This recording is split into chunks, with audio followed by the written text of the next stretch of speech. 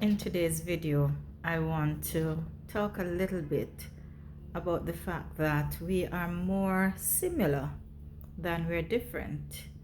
And I bring that topic up because being in Colombia, and particularly in La Costa, in Cartagena, and La Gente, en donde vive la gente, where the costaños, the coastal people, call home, I am very surprised to hear conversations popping up about Afro Colombians, and more importantly, the history that remains so strong, and the African presence, not only in the form of the people, but in the way they talk, in the way they prepare their meals, in the vivaciousness of the personalities, and without a doubt, in their sense of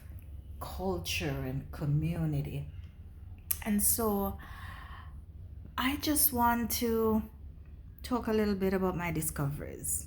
And they might not seem like such a big deal to some, but for me, it's just very llamativo. It calls my attention to the fact that along with the Caribbean Sea, or better said, along with the Atlantic Ocean, there is the Caribbean Sea. I mean, that sounds very non important, but it was very attention grabbing for me.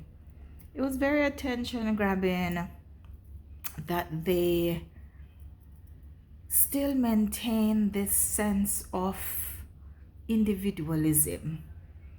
And so I am here along the Caribbean coast, which I didn't know that existed either. You know, I'm going to digress just a tad bit to say a lot of what they taught us in school, they could have done without. Because what are the odds that learning about regions so close to home, so impactful, would have still been resonating in the lives of the people around me? Instead, they taught us about Europe.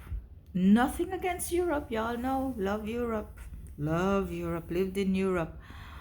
But I missed out. But you shouldn't have to, because here I am, and I will be doing my fair share of bringing to life all that makes the Caribbean coast of Colombia pop. And not just Cartagena, which is another thing. People think of Caribeño, the people, the Palenca people, which is the name given to the African descendants.